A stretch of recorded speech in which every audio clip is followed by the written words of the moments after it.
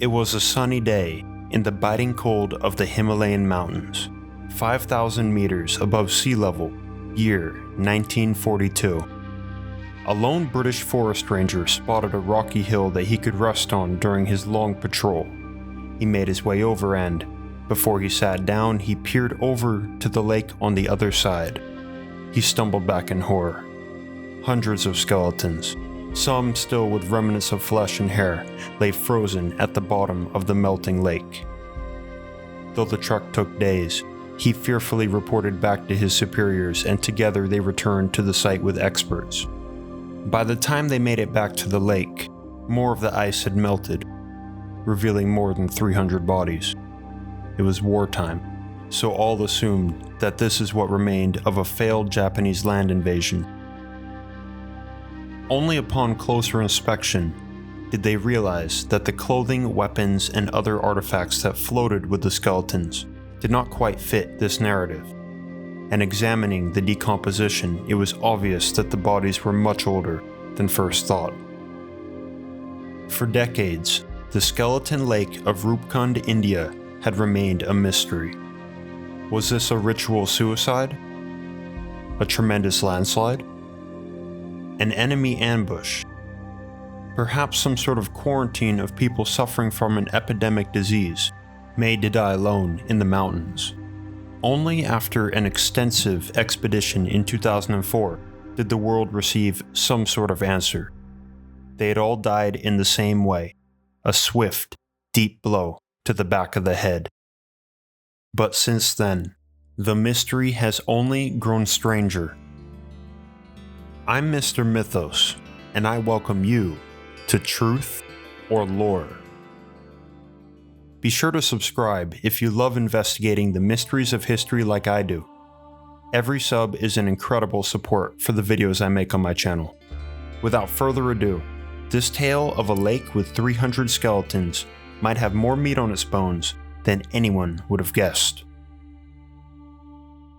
Long ago, in the naughty village of the Chamoli district in Uttarakhand, there lived a beautiful woman named Nanda Devi. She was married to the Lord Shiva and, as was tradition, she was to move to her husband's home in Roopkund. During this journey, Nanda Devi grew thirsty, so the Lord Shiva created a lake for her to drink from, Roopkund. Following this ancient legend, the people of Chamoli developed a tradition of making a 3-week pilgrimage across the Himalayas to Roopkund once every 12 years. And to go along with this myth, there is an ancient folk song sung by Himalayan women that has been passed down for centuries, generation after generation. It once again tells of Nanda Devi, but this time as a goddess of the mountain and as a warning to all potential pilgrims. As the lyrics go, the king of Kannauj and his queen are expecting a child. The royal priest suggests a pilgrimage to Roopkund so they may receive Nanda Devi's blessing. The king spares not a moment and gathers his family, servants, and dance troupe and sets off into the mountains. The way to Roopkund is a long and arduous journey, so they pass the time with song and dance. This enrages the goddess Nanda Devi, her sacred grounds defiled with inappropriate entertainment and celebration.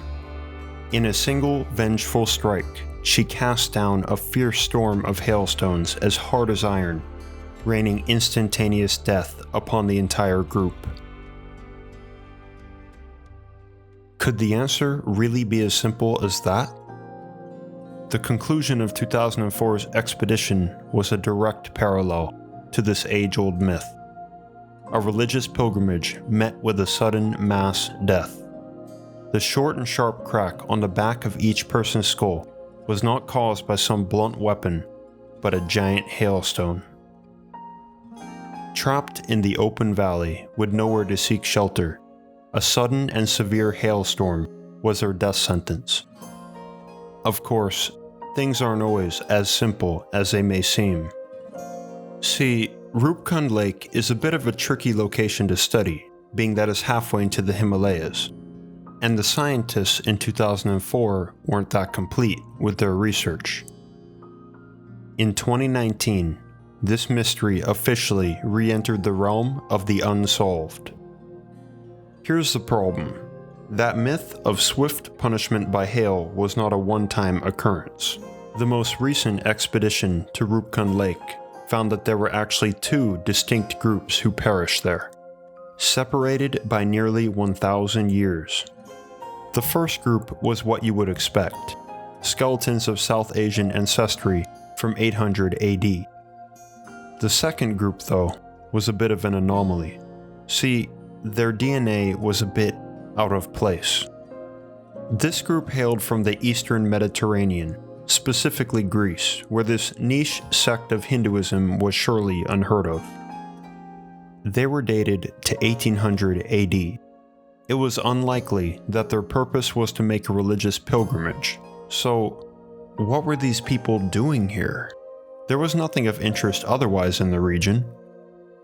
Two large groups, from two distinct geographic locations, separated by nearly a millennium. How did they all end up dead in this one spot? The researchers of the 2019 expedition described their findings as unanticipated. On top of this, there was an outlier in the Mediterranean group, an individual who was not actually Mediterranean, but East Asian. We can assume that maybe he was some sort of guide for the group, and considering their final fate, not a very good one. Returning back to the question, what were these outsiders doing here? There were no animal skeletons or trading supplies found, so they weren't traders. There's a good mix of both men and women, so they weren't a military party. DNA testing shows that they weren't a family of relatives either. Their presence suggests that Roopkund Lake was not just a local site of interest, but one of global interest. It's definitely strange, but perhaps not as impossible as it may seem. Improbable for sure, but not impossible. Though Hinduism makes up only a fraction of the percentage of the religious affiliation in Greece, not many people know that Greece and India have a long history together, which includes religious intermingling. In fact, the first contact between the cultures of ancient Greece and ancient India dates back to 515 BC, and perhaps even older, as there are some truly incredible similarities between Hindu and Greek mythologies.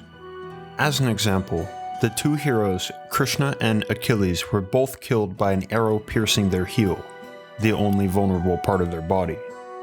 The kings of gods, Indra in Hinduism and Zeus in Hellenism, both use thunderbolts as their weapon of choice, and both slay a sea monster.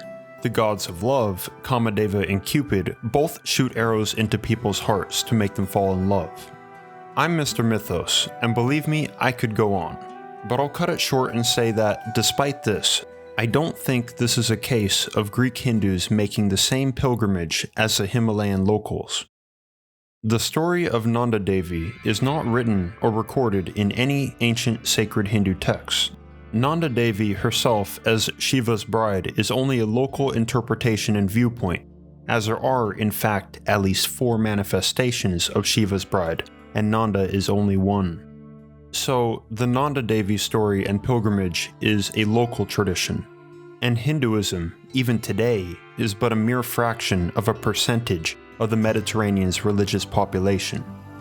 Long story short, I don't buy a religious motivation. But what about the possibility of them being a group of Mediterranean explorers? Well, being that the bodies are from the 1800s, they missed the boat on the age of exploration, which lasted from the early 1400s to the late 1600s.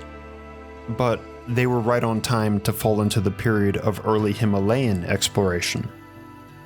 Numerous groundbreaking, headlines-making research expeditions were performed during the mid-1700s to the late 1800s. In 1865, for example, the tallest peak was named for the explorer Sir George Everest. Seeing how popular the Himalayas were for exploration at the time, I feel like this may be a clue. But the vast majority of explorers from this era were British or French. I've searched everywhere and I can't find any record of Greek exploration in the Himalayas within that time frame, much less a large group that went missing. One thing is for sure, something drew these people to Roopkund Lake, from their homes in the Mediterranean to their final resting place in the Himalayas. As of this point in time, there is no plausible answer. All these dead ends bring us back to where we began. The age-old folk song of Nanda Devi's Wrath by Hailstorm is a highly specific testament to just how dangerous this area is, and how quickly things can take a turn for the worse.